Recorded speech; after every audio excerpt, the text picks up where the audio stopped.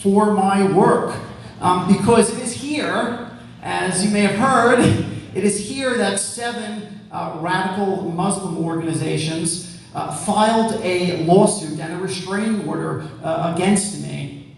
And so I'm going to speak about that subject, mainly because I think it is important. It's an important part with regards to this subject of radical Islam that I focus in part on my case, on this legal case against me, as they call it, this legal jihad, or Islamist lawfare, or whatever term you want to put to it. I also want to mold that into what's going on today, as was mentioned, and globally, here in America and overseas, with a focus on South Asia and those from South Asia.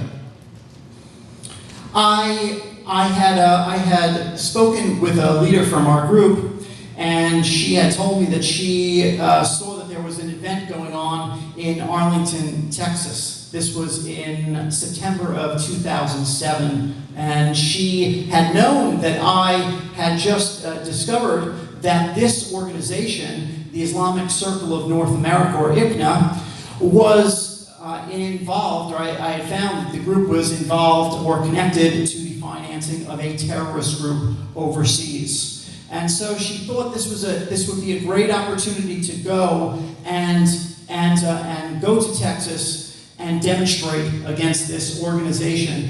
This is something that I've done for a good part of my life, these demonstrations. Really, my goal here or anywhere is yes, to educate the public, yes, to expose these organizations, but first and foremost, my goal with regards to anything is to shut down these groups. It's really, everything else is secondary for me.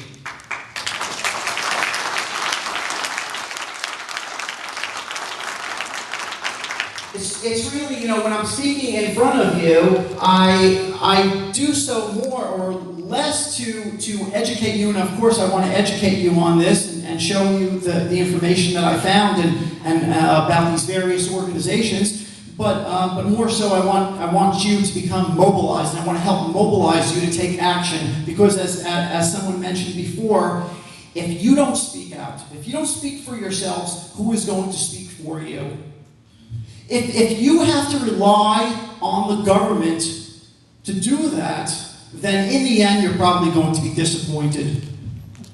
So I flew to Texas, and a half an hour prior to the event, and this is October 14, 2007, a half an hour prior to the event, I was called by a lieutenant from the police department. I had been on the phone with this lieutenant for a couple of weeks up until then, because the first thing that I do whenever I hold a demonstration or anything is to contact the police department.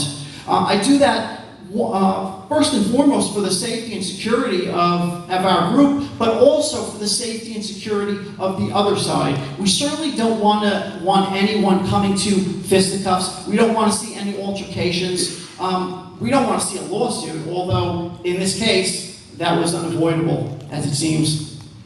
And so I received this phone call from the lieutenant, who said that she was giving me the heads up that I was going to, at some point during the demonstration, receive a restraining order. Someone was going to serve me with a restraining order. And so, I had traveled all that way, and I wasn't going to stop doing, I wasn't going to stop doing what I was going to do. And so I went to the demonstration, and indeed, one of my friends here, Dory O'Brien, she was one of the courageous few that showed up to help me demonstrate there.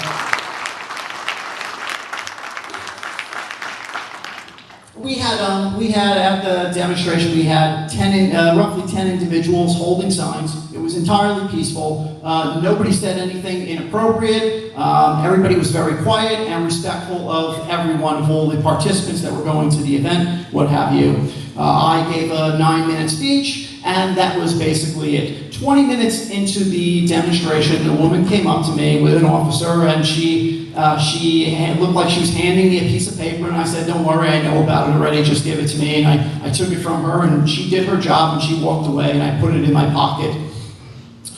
After the event, I went back to the hotel. And in the hotel room, I turned on the computer because I wanted to see, I wanted to see, well, first and foremost, I took out the paper and I read it. I discovered that not only was it a restraining order against me, but it was a lawsuit as well. And there were 7 organizations that were suing me. One of them, I immediately recognized, the Muslim American Society. It's one of the largest Muslim organizations in the United States. It was a group that was created in 1992 as a front for the extremist Muslim Brotherhood for here in the United States, created here in the United States. And I may have recognized one of the other organizations, but the other groups consisted of six Islamic centers. The vast majority of which I had never heard of. As I mentioned, I may have recognized one name of the Islamic Center, and I saw what they were. I started reading through the papers, and first and foremost, I wanted to see who owned those Islamic centers. Now, I had written many things about the Muslim American Society in the past. I had also written many things about the North American Islamic Trust in the past. The North American Islamic Trust, or NATE, it was one of the co-conspirators of the Holy Land Foundation trial that took place recently, where all the defendants were found guilty on all charges. I'm sure most, if not all of you, have heard of the Holy Land Foundation. The trial took place right here in Dallas, and so NATE, or North American Islamic Trust, they were named as one of the co-conspirators during the trial. It was an extensive list of co-conspirators. They were one of them. They also own the vast majority, or at least they are the largest owner of mosques throughout the United States and Canada. In the United States, they own at least 300 mosques throughout the U.S., but probably today it's probably more towards like 500 mosques and Islamic centers, and certainly all the money comes from Saudi Arabia. That's how they build these things. You can't build these Islamic centers. These Islamic centers or mosques that keep on going up. They take millions of dollars to build, and so they openly recognize, these centers, that they can't raise that money locally, so they have to do it from money overseas, and almost always that comes from Saudi Arabia. And so I was looking specifically for the owners of these Islamic centers that were suing me, because they could very well have been owned by the North American Islamic Trust. And I looked into the property appraisers' websites for both Dallas County and Tarrant County, which was where these Islamic centers were coming from, these 6 Islamic centers. And I saw, lo and behold, that 3 of them were from North American Islamic Trust. So at that point, I understood who was going after me: the Muslim American Society and factions of the North American Islamic Trust. And then I started reading the paperwork, and I saw that what they were suing me for was libel. They claimed, now I gotta mention, before coming to Texas, I had written an article about the fact that I was coming to Texas. And the article was about this Islamic Circle of North America. And so when here I'm reading that I am being sued for libel for that article that I had written. However, I didn't mention one of those 7 organizations in that article that I wrote. So completely, at that point, I understood it was completely, frivolous, this suit against me. And of course, a restraining order. There was no point in giving me a restraining order. I didn't threaten anyone there, but I'll get into that.